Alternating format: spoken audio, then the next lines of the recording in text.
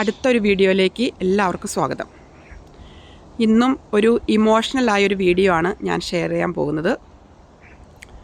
UK മലയാളികൾക്കും പ്രത്യേകിച്ച് ബേസിംഗ്സ്റ്റോക്ക് മലയാളികൾക്കും മദേഴ്സ് ചാരിറ്റിക്കും ഏറെ വിഷമമുള്ള ഒരു ദിവസമായിരുന്നു മെയ് 2 ഈ വർഷം. ഞങ്ങൾക്കെല്ലാവർക്കും ഏറെ പ്രിയപ്പെട്ട ഞങ്ങളുടെ സജിനിയുടെ ഹസ്ബൻഡ് ഫിലിപ്പ് കുട്ടി ഈ ലോകത്തോട് വിട പറഞ്ഞ ദിനമായിരുന്നു മെയ് 2. സജിനി ഇവിടെ നിന്ന് സജിനിയുടെ അമ്മയുടെ ഫ്യൂണറൽ ചടങ്ങിന് വേണ്ടിയിട്ട് യാത്ര തിരിച്ചു. ഫിലിപ്പ് കുട്ടി പോകുന്നു എന്നുള്ള വിവരം സജിനിക്കും ക്ലിയറായിട്ട് അറിയില്ലായിരുന്നു, വേറെ ആർക്കും അറിയില്ലായിരുന്നു. കാരണം സജിനിക്ക് എപ്പോഴും ഒരു സർപ്രൈസ് കൊടുക്കുക ഫിലിപ്പ് കുട്ടിയുടെ ഒരു വിനോദമായിരുന്നു. അങ്ങനെ അടുത്ത ഫ്ലൈറ്റിന് ഫിലിപ്പ് കുട്ടിയും യാത്ര തിരിച്ചു. ഓൺ ദ വേയിൽ ഫ്ലൈറ്റിൽ വെച്ച് ചെറിയൊരു ഡിസ്കംഫോർട്ട് അനുഭവപ്പെട്ടു. അവർ ക്രൂ മെമ്പേഴ്സ് BP എല്ലാം ചെക്ക് ചെയ്ത് കഴിഞ്ഞപ്പം BPയിൽ അല്പം വേരിയേഷൻസ് ഉണ്ടായിരുന്നു. അങ്ങനെ കൂടുതൽ കംഫർട്ടബിൾ ആക്കാനായിട്ട് ബിസിനസ് ക്ലാസ്സിൽ സീറ്റ് കൊടുത്തു. അവിടെ അദ്ദേഹത്തിനെ കംഫർട്ടബിളായിട്ട് ഇരുത്തി. അദ്ദേഹം ഓക്കെ ആയിരുന്നു. പക്ഷേ ലാൻഡ് ചെയ്യണ സമയത്ത് അവർ ചെന്ന് വിളിച്ചപ്പോൾ അദ്ദേഹം റെസ്പോണ്ട് ചെയ്യുന്നില്ലായിരുന്നു. അപ്പോൾ തന്നെ ഹോസ്പിറ്റലിലേക്ക് കൊണ്ടുപോകാനുള്ള അറേഞ്ച്മെൻറ്റ്സ് ചെയ്തു. ഹോസ്പിറ്റലിലെത്തി CPR എല്ലാം കൊടുത്തു. അവിടെ ചെന്നതിന് ശേഷമാണ് അദ്ദേഹം ശരിക്കും പറഞ്ഞാൽ നമ്മളോട് വിട പറഞ്ഞത്. ആ ഒരു സിറ്റുവേഷൻ ശരിക്കും പറഞ്ഞിട്ടുണ്ടെങ്കിൽ എങ്ങനെയാണ് സജിനിയും കുടുംബവും തരണം ചെയ്തതെന്ന് ഞങ്ങൾക്കറിയില്ല. നമുക്കിവിടെ നിന്നൊരു ആശ്വാസവാക്ക് പറയാൻ പോലും പറ്റുന്ന ദൂരത്തിലല്ലായിരുന്നു സജിനി. ഫോൺ വിളിച്ചാൽ എടുക്കാൻ പറ്റുന്നൊരു സാഹചര്യമായിരുന്നില്ല. എന്തായാലും എല്ലാവരുടെയും പ്രാർത്ഥന കൊണ്ടും സപ്പോർട്ട് കൊണ്ടും, കൂടുതലും സജിനി അന്ന് നാട്ടിലായിരുന്നതുകൊണ്ട് ബന്ധുക്കളും സ്വന്തക്കാരും അയൽവക്കക്കാരും എല്ലാവരുടെയും ഒരു ബിഗ് സപ്പോർട്ട് കൊണ്ടും സജിനിയും കുടുംബവും അതിൽ നിന്ന് ഓരോ ദിവസവും എന്താ പറയുന്നത് അല്പം ആശ്വാസമായിക്കൊണ്ടിരിക്കുന്നു എന്ന് മാത്രമേ പറയാൻ പറ്റുള്ളൂ. കാരണം സജിനിയുടെ ഉള്ളം കയ്യിലായിരുന്നു ശരിക്കും പറഞ്ഞാൽ ഫിലിപ്പ് കുട്ടിയെ. ഓരോ ദിവസവും എന്ന് ഫോൺ ചെയ്യുമ്പോഴും സജിനി ഒരു 10 പ്രാവശ്യം ഫിലിപ്പ് കുട്ടിയുടെ കാര്യം പറയുമായിരുന്നു. ചെറിയ അസ്വസ്ഥതകൾ ഫിലിപ്പ് കുട്ടിക്ക് ഉണ്ടായിരുന്നെങ്കിലും അതൊക്കെ നോർമലായിട്ട് എല്ലാവർക്കും വരുന്ന പോലെ തന്നെയായിരുന്നു.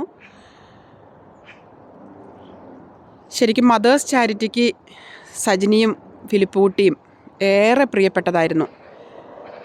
നമ്മുടെ മദേഴ്സ് ചാരിറ്റിക്ക് എല്ലാ വർഷവും നടത്തിക്കൊണ്ടിരുന്ന ഫെദർ ടച്ച് എന്ന് പറയുന്ന പരിപാടിക്ക് നമ്മൾ ഫുഡ് ഓർഡർ ചെയ്യുന്നത് ബേസിംഗ്സ്റ്റോക്ക് ഭാഗത്തു നിന്നായിരുന്നു.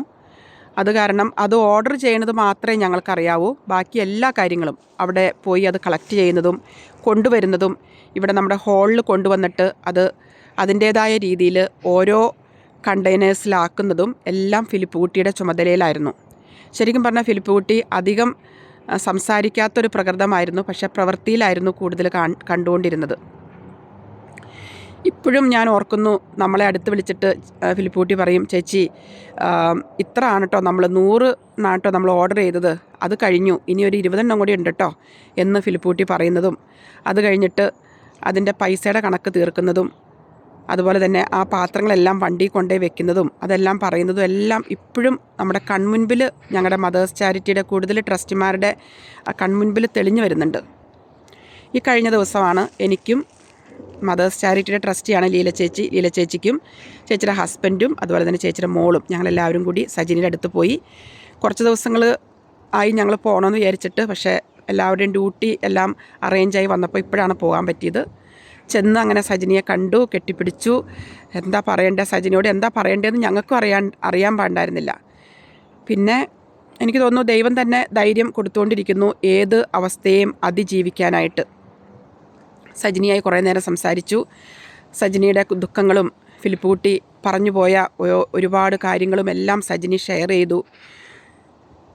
ഞാനും ലീല ചേച്ചിയും ഞങ്ങൾക്ക് ആകെ പറയാനുണ്ടായിരുന്നത് ഇതായിരുന്നു, ഫിലിപ്പ് കുട്ടി എങ്ങനെയായിരുന്നോ സജിനി ജീവിച്ച് കാണണമെന്ന് ആഗ്രഹിച്ചിരുന്നത്, അതുപോലെ നമുക്ക് ജീവിക്കാനായിട്ട് സജിനിക്കും കുടുംബത്തിനും മക്കൾക്കും സാധിക്കട്ടെ. അതാണ് ഇനി നമുക്ക് ചെയ്യാൻ പറ്റുന്നത്. ഓരോ ദിവസവും സന്തോഷമായിട്ടിരിക്കുക സജിനി, ധൈര്യത്തോടു കൂടി മുന്നോട്ട് പോവുക. ഫിലിപ്പ് കുട്ടിയുടെ അനുഗ്രഹവും എപ്പോഴും ഉണ്ടാവും. മിക്ക ദിവസങ്ങളിലും സജിനി സ്വപ്നം കാണുന്നുണ്ട് ഫിലിപ്പ് കുട്ടിയെ. ആ സാമീപ്യം കൂടെ തന്നെയുണ്ട്. ഓരോ കാര്യങ്ങൾ ചെയ്യുമ്പോഴും സജിനി ഇതിന് മുൻപ് ചോദിക്കുന്നത് പോലെ തന്നെ ഫിലിപ്പൂട്ടിയോട് ചോദിച്ചിട്ട് തന്നെയാണ് ഓരോ കാര്യങ്ങളും ചെയ്യുന്നതും. എല്ലാ സൗകര്യങ്ങളും ഒരുക്കി കൊടുത്തിട്ട് തന്നെയാണ് ഫിലിപ്പൂട്ടി പോയിരിക്കുന്നത്.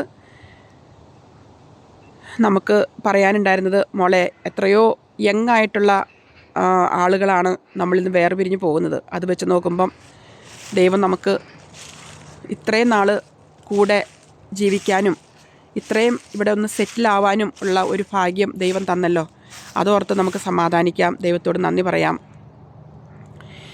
ഇനിയും മുന്നോട്ട് വരിക, ചാരിറ്റിയിലേക്ക് ആക്റ്റീവായിട്ട് തന്നെ വരിക, ചാരിറ്റിയുടെ കാര്യങ്ങളിലേക്കൊക്കെ ഇൻവോൾവ് ആവുക. അങ്ങനെ ഓരോരോ കാര്യങ്ങളിലേക്ക് എൻഗേജ് ആയിക്കൊണ്ടിരിക്കുക. നമ്മളെ കൊണ്ട് പറ്റുന്ന രീതിയിലുള്ള എല്ലാ സഹായ സഹകരണങ്ങളും നമ്മുടെ ഭാഗത്തുനിന്നുണ്ടാവും. പ്രത്യേകിച്ച് മദേഴ്സ് ചാരിറ്റിയുടെ ട്രസ്റ്റിമാരും അഡ്വൈസറി ഗ്രൂപ്പും മെമ്പേഴ്സും എല്ലാവരുടെയും സ്നേഹവും കരുതലും അറിയിക്കുന്നു. ഈ ഒരു വീഡിയോ ഞാൻ സജിനിയുടെ പെർമിഷനോട് കൂടിയിട്ട് തന്നെയാണ് ചെയ്യുന്നത്. അപ്പോൾ അതുകൊണ്ട് എല്ലാവരും ഇത് കാണുമെന്ന് കരുതുന്നു. സജിനിക്ക് വേണ്ടിയിട്ട് എല്ലാവരും പ്രാർത്ഥിക്കുക, സപ്പോർട്ട് ചെയ്യുക കേട്ടോ. Thank you. അതുപോലെ തന്നെ ഫിലിപ്പൂട്ടിയുടെ ആത്മാവിൻ്റെ ശാന്തിക്കായിട്ട് നമുക്ക് പ്രാർത്ഥിക്കാം.